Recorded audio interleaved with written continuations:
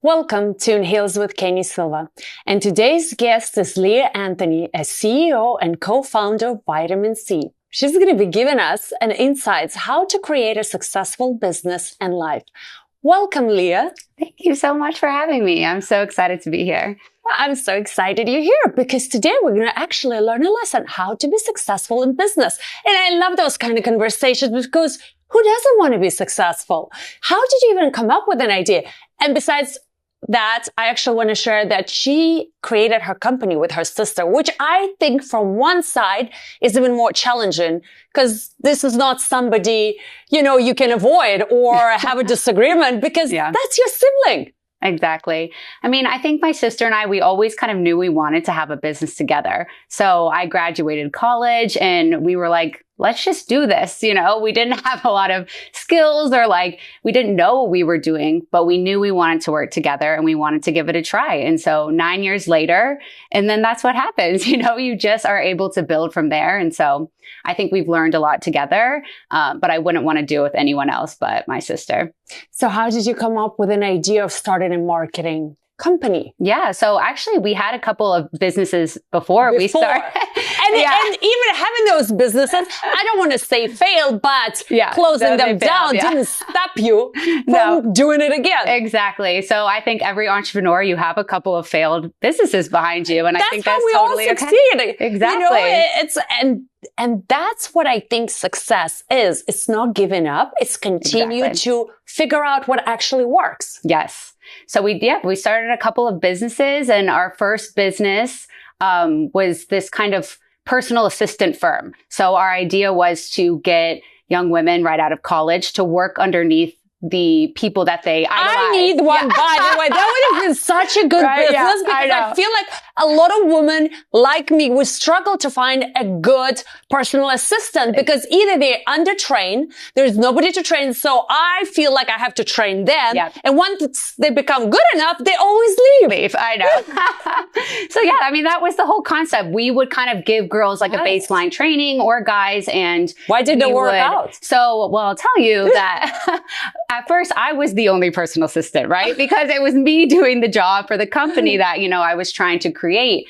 I started working for these different bosses and I didn't enjoy anything that they stood for. I didn't like the way I was treated. There was a situation where, I did all this work for this woman and she was trying to lawyer up and not pay me for stuff. And I was like, this woman is not a very nice person. I think I realized that I wanted to start my own business and have my own employees and do it a lot better than them and treat people a lot better and have better business principles. And so that kind of got me into thinking about business ethics and just the things of what it takes to run a successful business, but have values in place.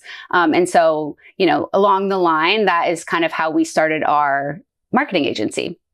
And talking back about the personal assistant, because a lot of people these days have personal assistants or a secretary. What do you think it takes to be a personal assistant? Because you're there with that person every single day. And of course, sometimes, the boss can have a good day and a bad day. And I don't think it's an excuse for anybody to treat anybody different than it's a work. But with personal assistants, sometimes I feel like it's basically like my kids have a nanny. Mm-hmm. It becomes, like a family in a sense, but at the same time, it's your employee. So for a personal assistant, what do you think when somebody wants to become one is the biggest advice you will give them? Yeah, I think that as one, I think you need to have a lot of confidence and boundaries with your boss in sense of if they aren't treating you right or maybe the situation's not right to, have candid conversations, be able to kind of be honest with your employer. I think a lot of, at least at me at the time, I didn't really have that confidence to do that. So I kind of just got pushed around. I said yes a lot, but I think that a good personal assistant would be someone who is willing to kind of say, hey, this is how I like to be treated, or this is, I'd appreciate it if we kept things like this and keep the relationship really nice. Which is important. So how did you start your marketing? Why marketing agency? Mm-hmm. Like where that idea came from? Mm-hmm. I ended up being this personal assistant for a couple of different CEOs and business people, and they wanted me and my sister, to do a lot of marketing for them. So they were like, hey, so you basically learned on your first job, your second job. Exactly. They were like, hey, can you guys do, social media marketing for us? Can you do some Instagram work for us? And so we started just learning skills, in the industry. And then also during college, I actually had my own Instagram platform. So I was a fitness influencer during college. And this was like really back in like the first days of Instagram, where people didn't really promote products. There wasn't really brands necessarily like investing a lot of money there. It was kind of like ground level of Instagram and social media. And so as I was kind of promoting my own platform there, I started seeing people I really valued promoting phony products and like promoting things that I knew that they didn't use or like. It's like people promoting like gummy bear vitamins and things like this. And so I saw this happening, but I said, you're losing a lot of your audience's trust by promoting things that you aren't really passionate about. And so I think those two things together is what created Vitamin C Agency, which the C stands for consciousness. It's an influencer marketing agency. And we really, we like to do influencer marketing better. And we like there to be like ethical principles involved. When you're looking at the influencer world and there's a brand, there's influencers, and then there's agencies like us, we all really need to like work together to make sure everyone, can come together to create the best result. And so I think that is really where the spark came from and how we were able to create it. Looking at the marketing agencies these days, and I started modeling 20 years ago when the marketing was completely different. There was no Instagram. There was all about billboards and magazines and advertising.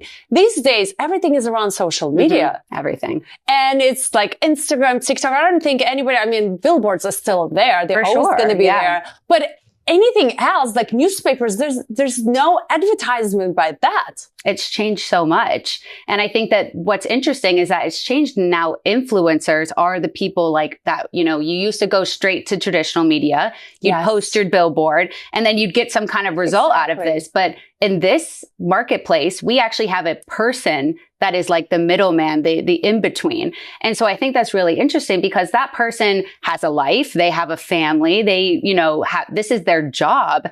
And so I think that treating it in a slightly different way than traditional media needs to happen. You need to have kind of like respect for those people and think about their time and think about what as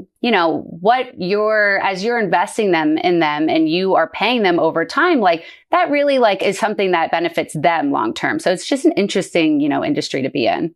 And I see these days, especially, I feel like there's so many influencer. Mm-hmm. It's like this, there's a growth of, now it's even a profession. When you ask somebody, what do you do? I'm an influencer. I'm like, okay. I have respect for everything, but it just, I think, grew to the point where it became something real. Mm-hmm. And at the same time, I also feel like when you look at somebody's page, you can see when they promote products, it's a real influence. And then there is influencer wannabe. Yeah, exactly.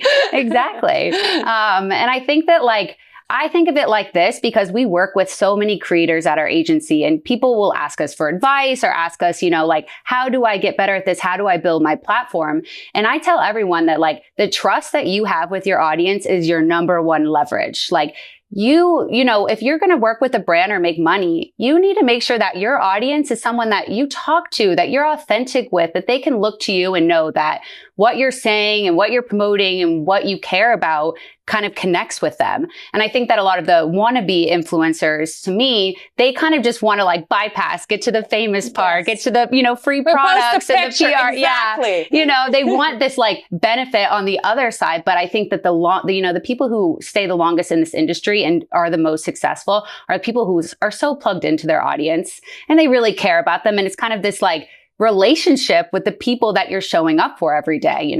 People spend a lot of time watching you and looking at your videos and supporting your content. And so I think it's good to have a respect level with your audience and build that trust. So do you think for these influencers talking and doing the videos gives more results than just posting a picture of, like being on a hike with some product? Yeah, I mean, I think that my agency specifically works a lot on TikTok. So TikTok is a video platform. Yes. And I do think that when you have that face-to-face and you're speaking directly to your audience, I do think that's what ultimately creates that trust It's like and that a PVC. relationship. Exactly, Now it's on TikTok. Everybody can have their own at-home studio selling products. I know. Well, and then TikTok Shop came out. And so now people really are like holding up products and selling things. But, I've worked with creators who do a really good job selling on TikTok Shop, but the audience trust came first. So they have this relationship. They're posting authentically all of the time. And so when they hop on and they're selling a product, they're telling a story about how like it helped their life or improved something for them. And people can feel the difference in that, I do think. Well, I know for sure because I have a 17-year-old and TikTok Shop is where she shops the most. Yeah. So I think that new generation TikTok, like the TikTok is their primary source of shopping. And talking to a lot of moms that from 13-year-olds to 18-year-olds, this is where I think TikTok it was a great idea to start selling because they make so much money. And all these kids, they see this influencers like, oh my God, she got a new lipstick. I want to buy it. And it's just the click of a button. It's crazy. Have you bought anything on TikTok Shop? No. It's like, I can barely, like post things on TikTok because you know what it is? I feel like for my generation, even using Instagram can be really hard. It's so time consuming, first of all. Then it's all these updates and things, and it's just too much. And now it's having a TikTok and a YouTube and all these platforms where I'm like, I just want to do what I do best. Interview people, sharing their stories. I don't want to be, and even I do have team, but it's, maybe because I was born, so many years ago, I feel like the new generation, it's a part of their life. They don't see themselves without it. If I tell them like, hey, you have to go to Nordstrom to buy, they'll be like, what's Nordstrom? Like everything is like TikTok or Amazon. I know, exactly. But I do think that like, because of the industry changing like that, think of what an opportunity that is for potential brands and companies to really like utilize and leverage it. And that is what we do at our agency. So it's kind of perfect that, and I don't really foresee it going any other way. Like we, this generation and younger than me are even more, obsessed with TikTok, but they grew up with it and that's how they know it, just like you said. And so to me, I do think that understanding it and unlocking it as a brand or as a company is really important because this is where people get their information from. And this is where people, a lot of eyes are.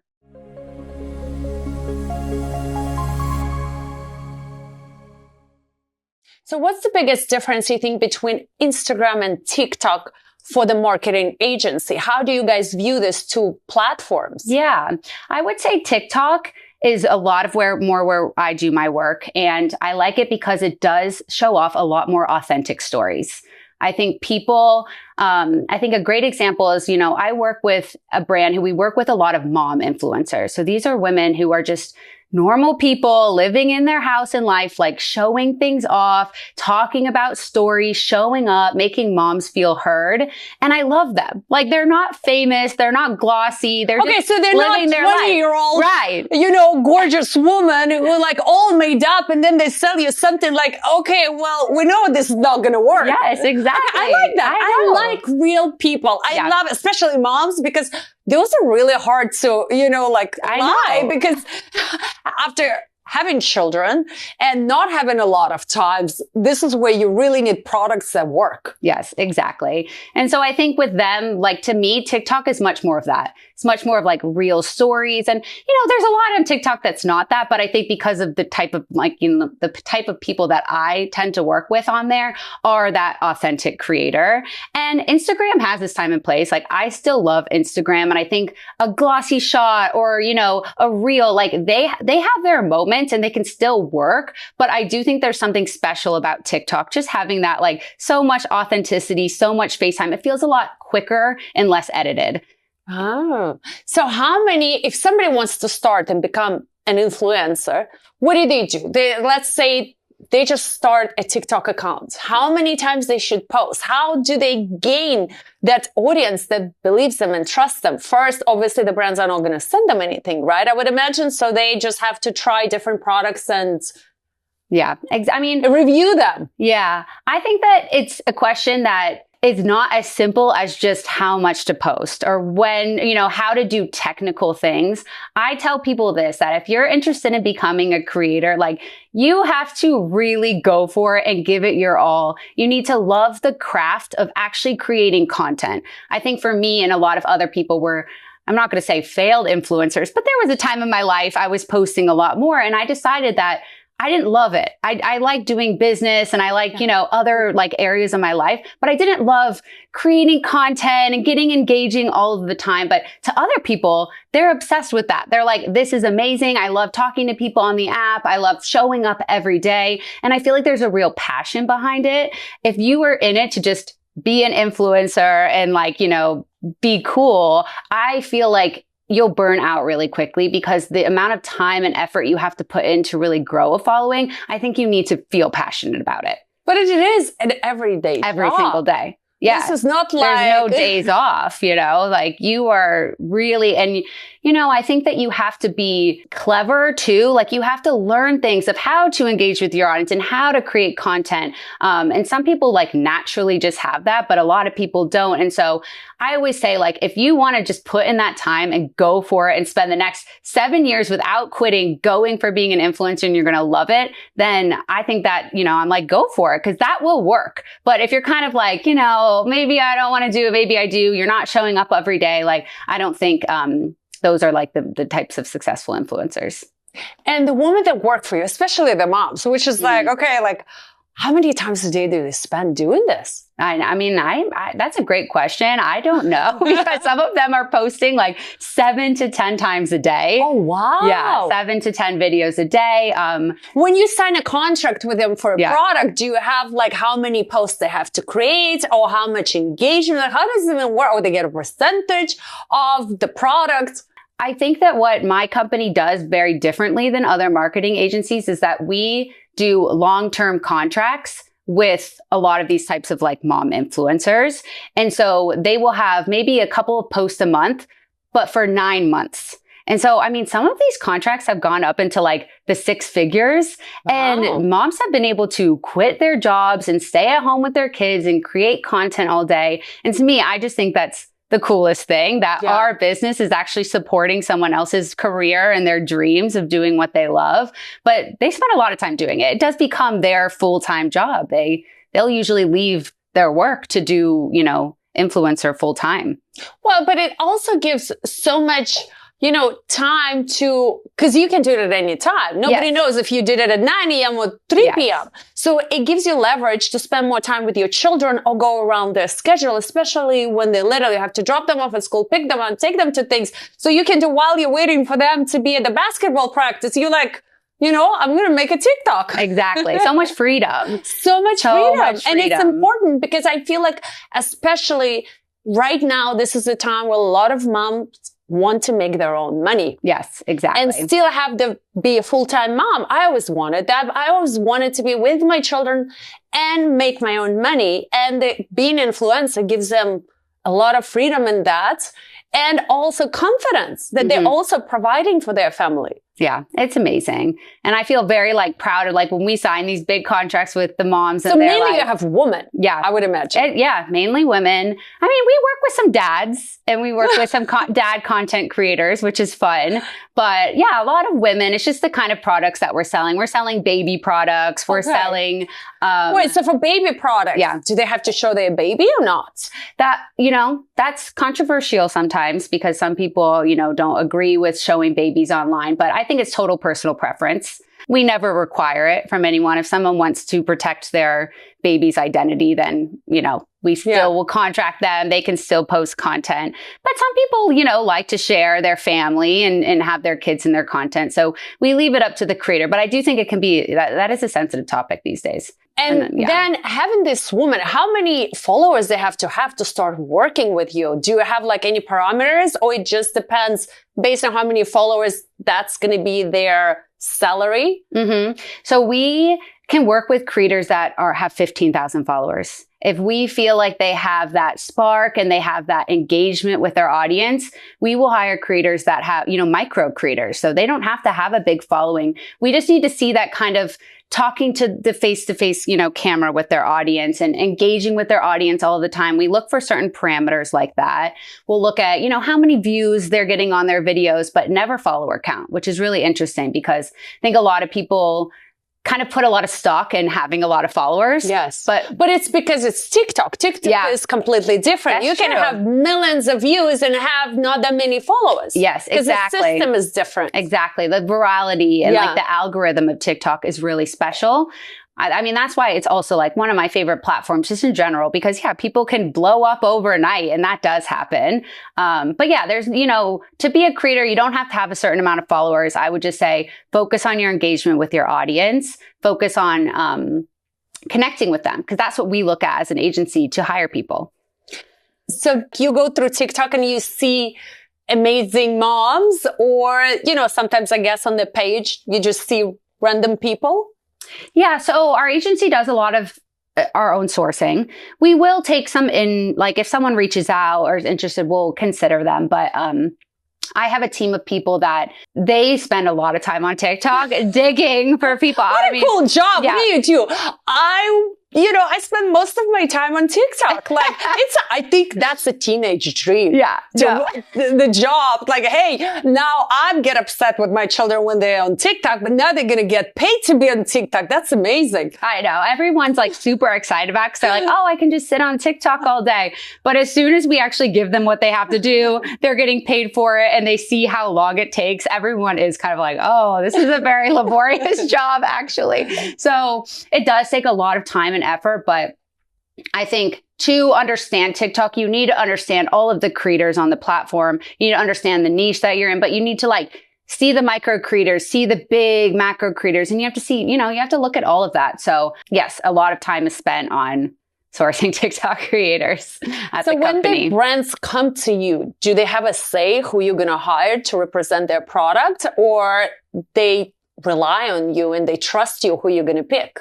Yeah, I think that they do rely on us a lot because of our expertise. And, I think we can look at a creator and we have these formulas inside to kind of determine how influential we think they are. So we can look at them, like I've been saying, like these metrics we look at, their, engagement rate, different things like that. So we can look at people and really say, we think this person has powerful influence on the app. And our clients really rely on us for that. I think some of my clients have said that is the thing that we do best at our agency is just our sourcing machine of how we're able to find all these different types of cool creators, different types of lives and stories. We're able to put them together and really create results on the app. So it's a very unique skill. And I think, we've kind of come up with some things to make it work for our agency. And I guess for them, especially if they have a TikTok shop, everything you can buy on shop, this is how they can see how much products has actually been sold since they started working with you or a certain creator. Because I would imagine, if they go from the link from that particular influencer, you can track all that information. Exactly. And I think, we've always been doing that in our agency. So we'll have link in bio and we'll see all of that data, but having TikTok Shop actually show it and working with brands on TikTok Shop, so fun. Because on TikTok Shop, you can see how many products have been sold.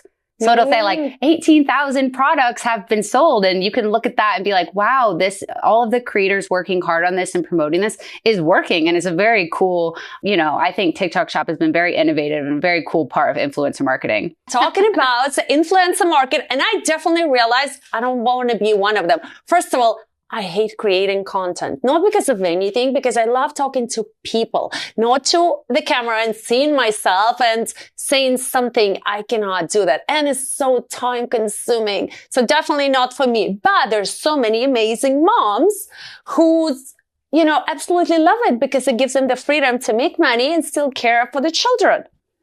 And Leigha's agency is actually excellent in sourcing those amazing influencers. So if you are a brand looking for a perfect agency that wants to just skyrocket sales. Here's Leigha with vitamin C. Thank you so much. And I think that the opportunities on TikTok are just endless with brands. What do you think about YouTube? Because in the beginning, I remember when my kids were little, there was this kid, Ryan something, and he started toy review. And it was probably like 10 years ago. And then he got a Target deal and all this deal. All he was doing is posting the same videos, how toy review on YouTube. So do you think, obviously then TikTok became huge, but do you think YouTube is still a platform where people, can do the same branding and marketing of their products? Yeah, YouTube's amazing. And I think so many other platforms have also come up over the years. And, we have influencers posting on Substack and on... What is Substack? Wait, I never heard that. I never heard that before. There's something new I'm going to learn today. I love that. Wait, I feel like you would love Substack. Well, maybe I will. It's basically newsletters that go out that you subscribe to. So I love that. I love writing. Okay. I feel like you would be good at this. I love. Yeah. It's like, it's not like Threads, right? Or similar to Threads? It's like, think of like a email newsletter that gets sent out. So it has different sections and content. I may be a queen of that because I love writing. That's my thing. It's like, I don't like the content I do, but it's too much work. I totally understand. But writing, it's my therapy. Yes. That's how I started writing a book. It was just a journal. Yes.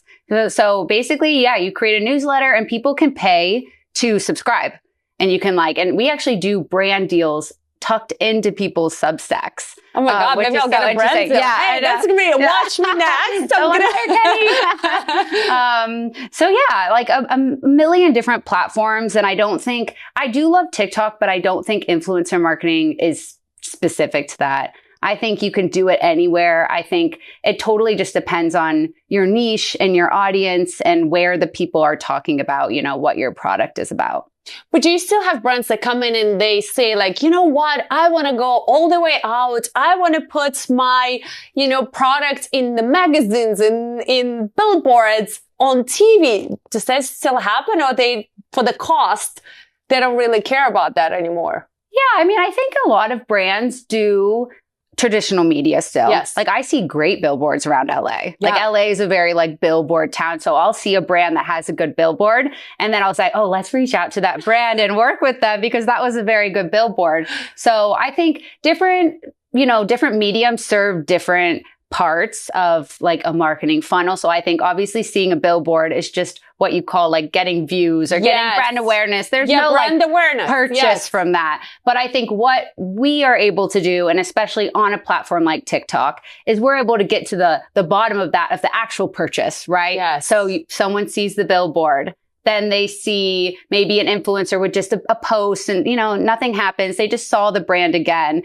Then they see their influencer actually talking about how the product works for them and how they love it. And then it's a purchase. So there's kind of a whole pathway that I think it all makes sense and pieces together. I would say what we do at our agency is kind of the final piece of it. So I guess if it's a new brand, first, you want to do the brand awareness. Exactly. Yeah. And then you want to get to the second part where once people know what it is, they're going to start buying. Exactly. A lot of brands come to us and they want to go right to the buying. They're like, oh, let's get all the results. Let's generate revenue.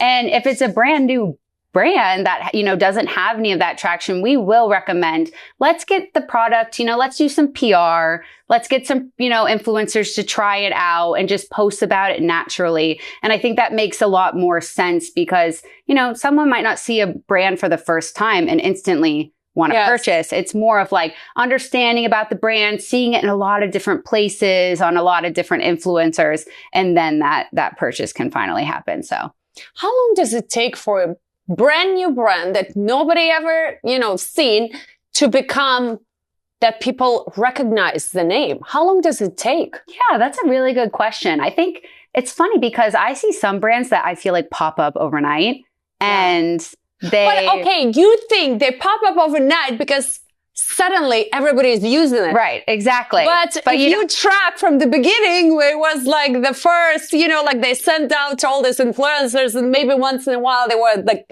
maybe it's been years. That's so true. It's like you don't see all of the parts of their business. It only takes one celebrity to walk with or have it, and it becomes an instant thing. Yes, but for a lot of brands, it takes, at least a year.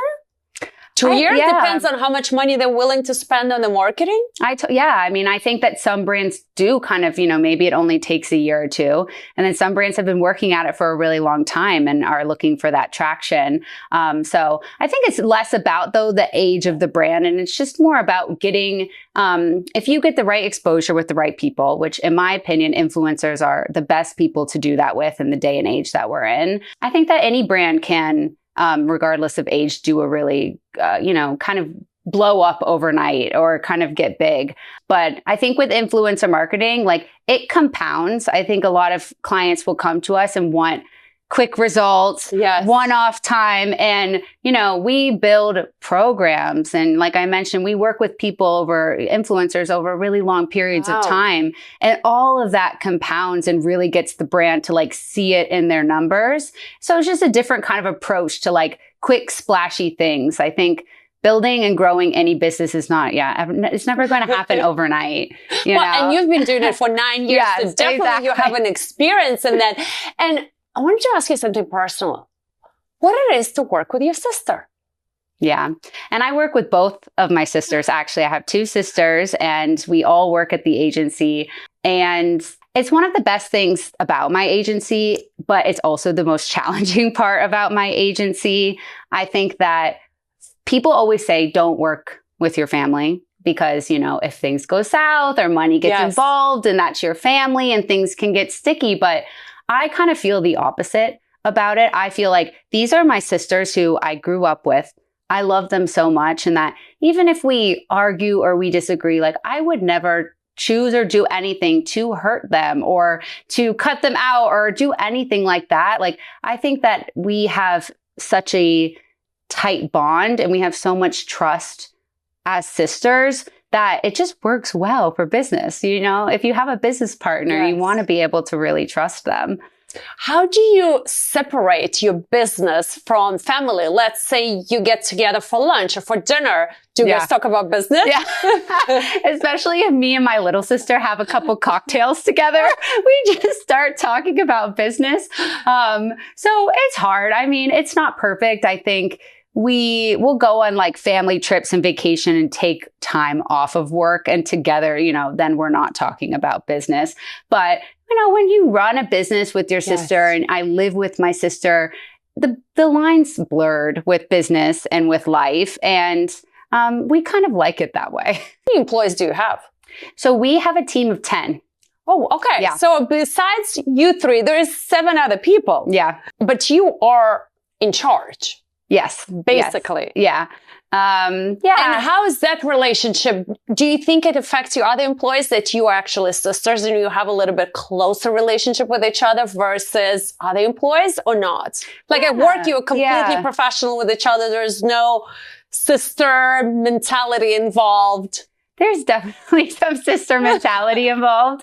There's been some calls where, maybe my sister has some attitude with me or we'll kind of like disagree. Yeah, I've never actually asked any of my employees like how they feel about it. I think at the end of the day, we all show up professionally and we never would cross a line when it comes to business, and I've had conversations with my little sister where it's like, this is business and this needs to be respect and we can't take anything personal into this. And right away, it's like it ends because we just know that, you have to be professional. We all have to show up and do our jobs and not let the sister drama get involved. Which is amazing because not only being a woman, a lot of times you just have a drama just working with another woman. Yes. And having, not just 1, 2 sisters and, bringing whatever happens in the house to work, which sometimes is hard. Yes. So I applaud to you how you created this whole system. And it is true. If you do have an amazing relationship with your siblings, that's the most trusted partner you can ever have. That's so true. And,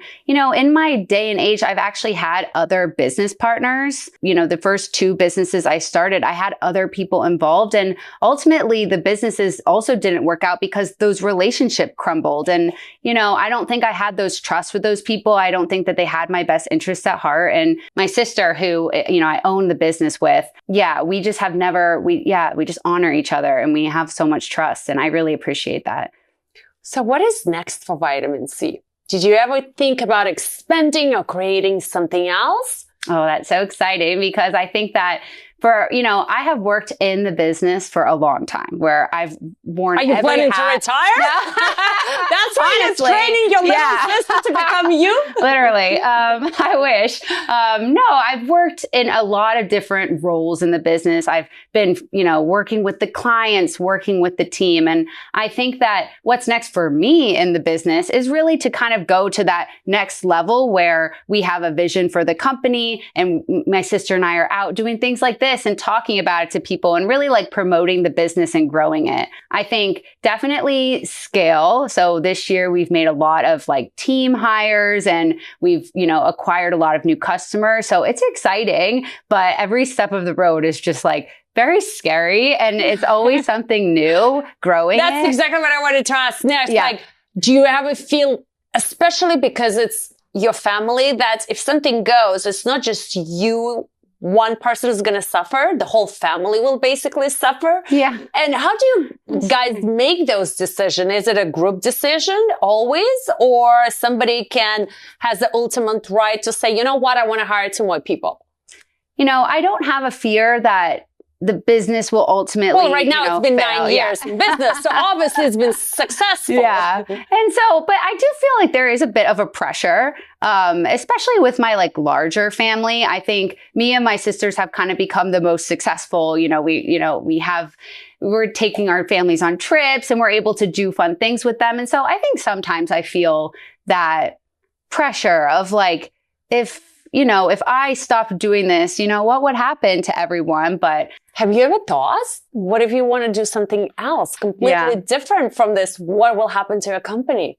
I know I have thought about that. And I think ultimately one day I would love to maybe have a different business and maybe do it on my own or, just follow a different passion. Yeah. But I think right now for us, we have a goal over the next couple of years to keep scaling what we're doing, maybe potentially selling the agency and kind of doing that route. So I think right now we're very focused in. We have like a 5 to 10 year plan that we're thinking about. So I don't think it will be forever, but I do love it for now. Which is amazing. So for somebody who's just starting a brand new business, what would you recommend or advise? It's going to be hard at first. And I do want to, I like to be here in the place that I am to tell people that like along the journey, like it has not always been easy. And there's been so many moments that I wanted to quit or things felt really hard. But if you are interested in starting a business and you have a passion, I absolutely just say you have to go for it. There's not going to be a right time. If you're willing to, kind of like being an influencer, like I was talking about earlier, if you are willing to go for it and go through all of the hard emotions and overcome things and do it for, 9 years, like that's the only way, there's a kind of like we were saying the other thing, there's not going to be a quick overnight success. Yeah. You have to put a lot of heart into it and, you have to kind of, understand yourself and grow yourself. But I think it's very valuable to do that and you learn a lot about yourself. How long do you think it takes before you see any results? Yeah. I mean, for me, it took a long time. I had 2 failed businesses. But at least to know like, okay, this business has been like 2 years now. At least I know it's doing good. Yeah. I mean, I would say if you are putting a lot into it and you have it for about a year or 2 and you're seeing a bit of that traction, that would be like a good success marker. I think my past businesses that I ended up shutting down, I think it was about the year mark. Okay. and things weren't So happening. And you I was would like, say this if isn't it's the a idea. year mark and you're not seeing any improvement, it's better to just shut it down. No, I mean, it totally depends, but it was Hey, just nice I'm all to- about it. Like, listen, there are certain things you have to be very realistic and honest with yourself and say, Yeah. you know what? It's not working out. I usually have a 6 months mark. If by 6 months, at least your vision is not, where you want it to be, or at least close, then you either have to reassess, you have to think about other ways of doing it, or just shut it down and do something different. Because also, I realized in my life by trying so many things, sometimes you're just not good at it. It's or you so true. don't know, or you don't have the experts with you to help you navigate. And I think the biggest problems I see is that people are not honest with themselves. And they have this fantasy, it's going to work out. Well, yes, it will work out, but sometimes things needs to change. That's so true. And I think that, if you are passionate though about something, and, if you decide to pivot or shut something down, like as long as you keep working towards something else, that is the most important thing. I think everyone has so much potential and so many ambitions inside. And like I've seen growing my business, how much it's changed who I am and how much it's changed, my confidence levels and my abilities and what I've been able to do. So even if you get to the part of the road where you decide to maybe shut down a business, I've been there. I think keep going until something clicks and something works. It's just, that's the spice of life. So you see yourself from having for 9 years, your agency, you see yourself as a CEO completely different how you act now versus 9 years ago. The contracts you will negotiate with brands is completely different than before. Yes, totally different. And just like inside how I feel about business and how I show up every day, just totally different. Like things used to scare me really bad in business. Like I would have to just send Like what? What things were you scaring you before? Like I would even have to just show up to maybe like a presentation, and that would make me really nervous. And, maybe stuff with finances at first, growing a business, and I had to run the finances. Like I found that stuff really hard at first. And now I'm like a boss about it. Now I'm like, oh, let's go to this finance meeting, or let's, I can't wait for this, client call. And so I think that, that's what I'm saying, to keep going. It's important because you learn how to feel those feelings and you learn to just allow them. Yeah, I still get nervous for things, but I still go and do it and I allow it, and it's a little less every time. Well, and unfortunately, we're running out of time. But what you said is absolutely true, because by doing things, by experiencing them, even, every hardship is a lesson. And by overcoming those things, you become more mature. You gain the knowledge you would never even gain. And by never quitting and just keep going, that's actually the strategy for success. And thank you so much for watching In Heels with Leigha. And thank you for all your amazing advice to all these business owners or people who want to start their own business, because it's important, I think, to hear from a lot of people that starting over and over and over, it's okay. Having a fear, it's okay. Being nervous at the presentation, it's okay. I still, every time, have a little, like when I have to say the intro, I'm nervous sometimes. And that's okay. We're all human. And that's a beautiful part, by being and experiencing and saying, you know what, I'm not perfect, but I'm trying to. Thank you, Leigha. Thank you so much for coming Keni. on In Heels. I go,